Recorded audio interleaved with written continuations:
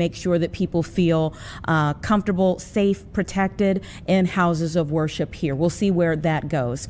You know, one of the things that I mentioned that we were going to get to today was the diamond prices actually starting to fall.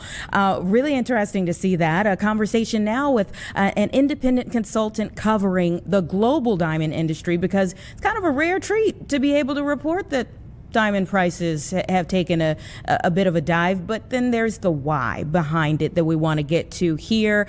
Paul Zimnisky is here to get us all up to speed on what's going on behind the scenes. Thank you so much for your time.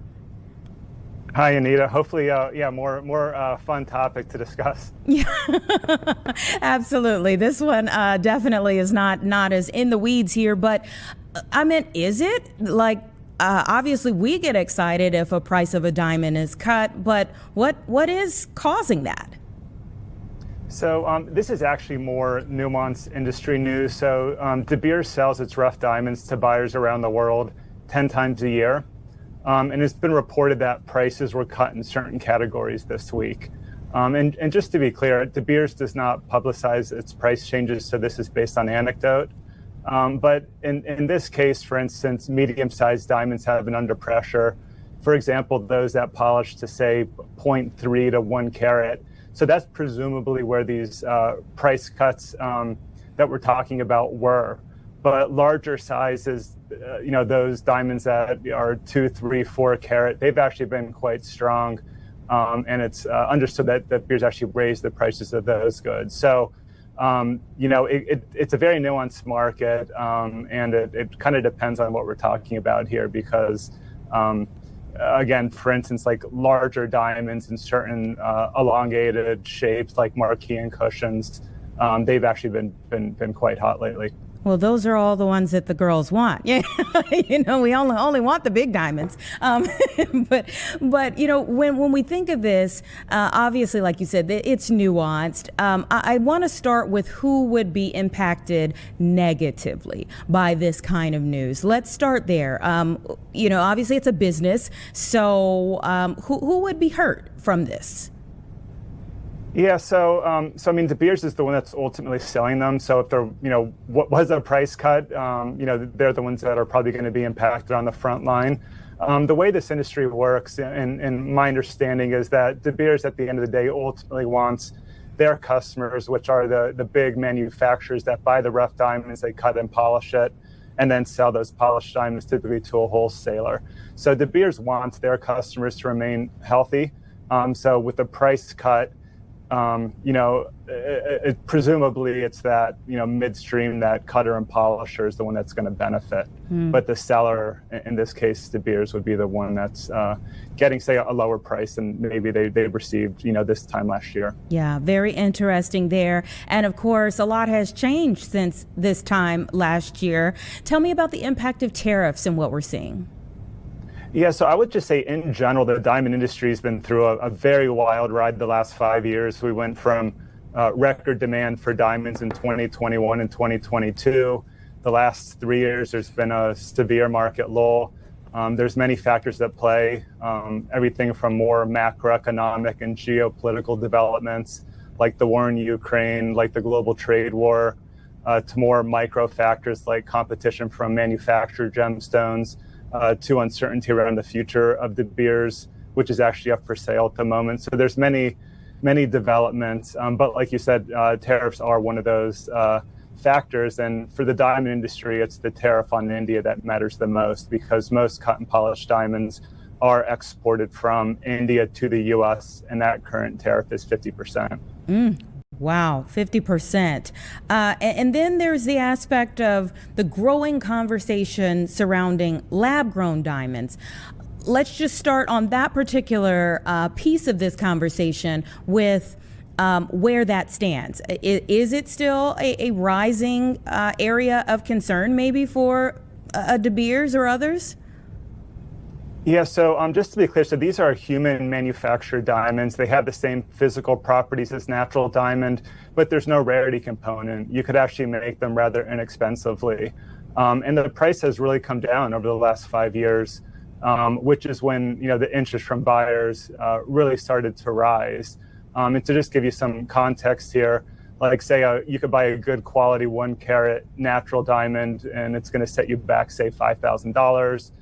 But you could find a similar quality, man-made or lab-grown diamond for just a few $100s, for well under $500 if you really shop around. So the price of the lab-grown diamonds has fallen quite precipitously, but the number of buyers has definitely grown, and that's had a direct impact on the natural diamond business. Absolutely. And is it worth it to the average consumer? I mean, are there some telltale differences to the eye, or that people can even pick up between the two?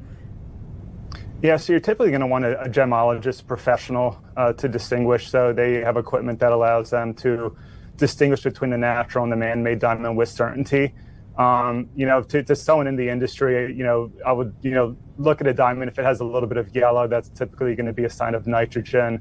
That's, typically more found in a natural diamond. So there are, some ways that can kind of, maybe be a tell. But by and large, for most consumers, you're going to want a professional gem lab. The largest in the world is the GIA, and they're based here in the U.S. and California.